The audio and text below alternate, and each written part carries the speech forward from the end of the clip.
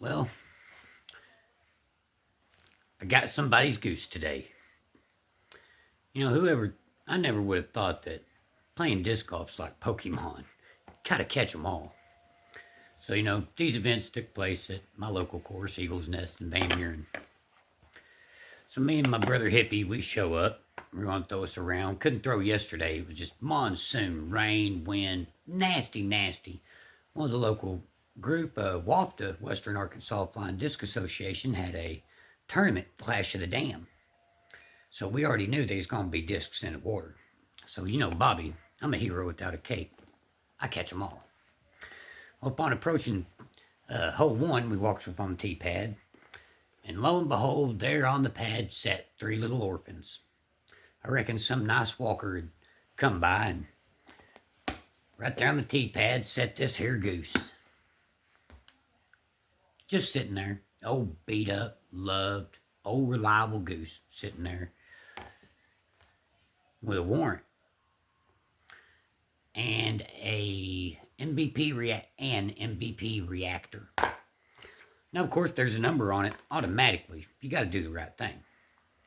You call or you text. This day and age, people are about texting, so I just throw a text out there. If they don't answer a text in a day or two, I'll give them a holler.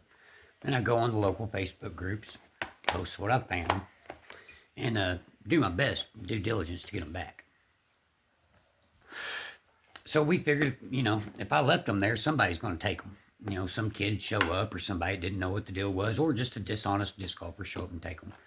So, Bobby does the right thing, and I stuff them in my bag with my 26 other discs, because I used 3 of them, but bag them all. And we proceed to play around. So here I am carrying this goose and this warrant and this reactor around. We get over to hole 5 where we sit and take a little break, smoke some things before we bang some chains. And we sit there and we have our moment and get up and continue our play. Now as we get over to hole 9 is epic. Hole 9 is an epic shot. I believe I've got a reel of it on my Instagram. So I get up there to hole 9 and I line up for my tee shot and I decide, well, oh, where are you, buddy? I decided I was going to throw this crave.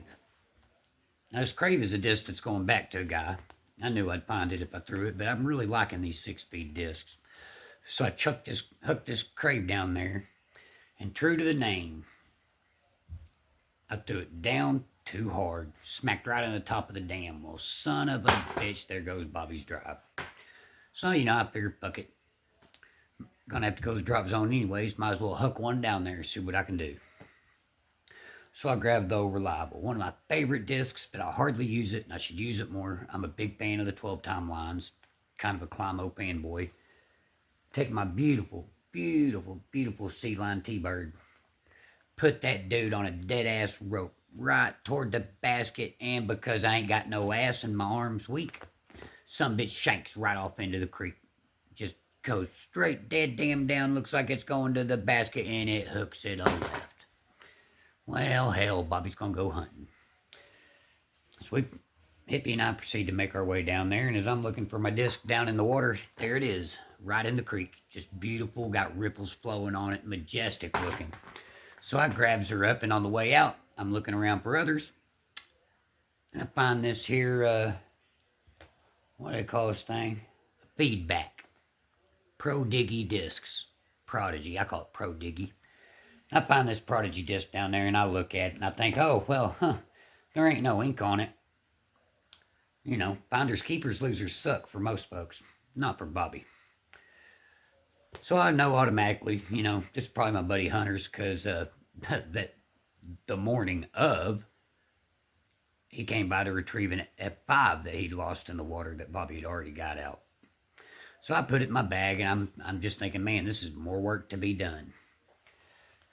So we play out on hole 9, and we play hole 10, and I was on our way up to hole 11 whenever the father of the guy that owns the reactor, they had both their names on the disc, so I reckon they shared, Will and Roger, and Boy, I played one round with Will before. That kid's got an arm.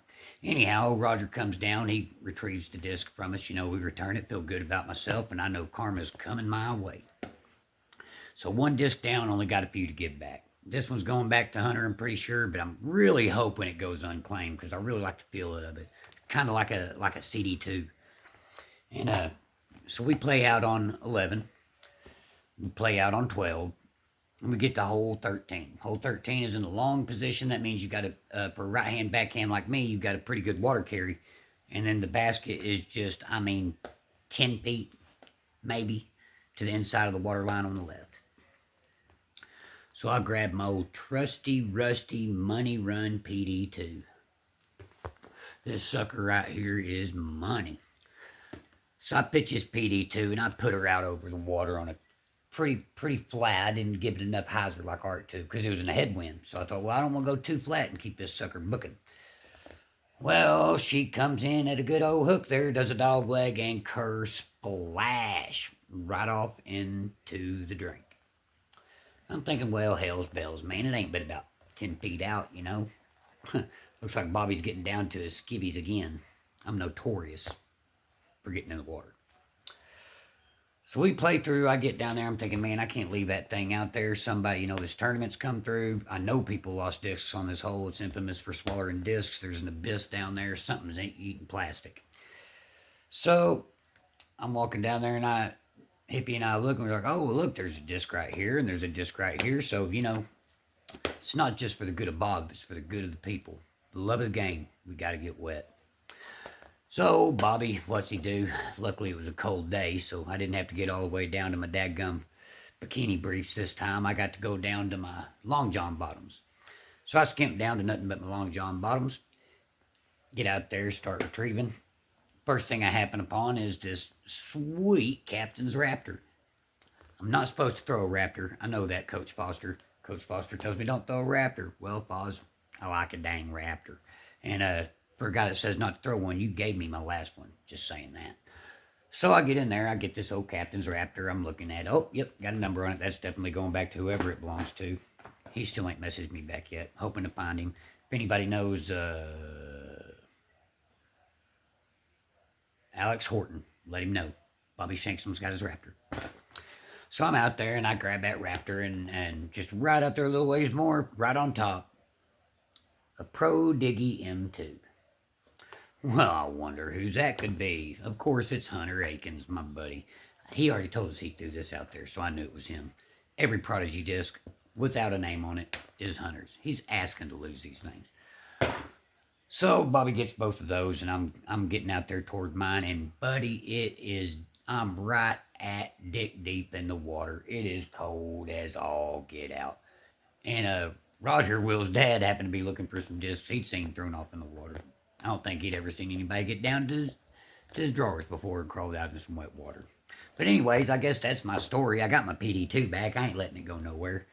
But that's the story of the wild goose chase of Bobby Shankston today. Just remember, if you ever felt like somebody's got your goose and it ain't in your bag, somebody probably got your goose.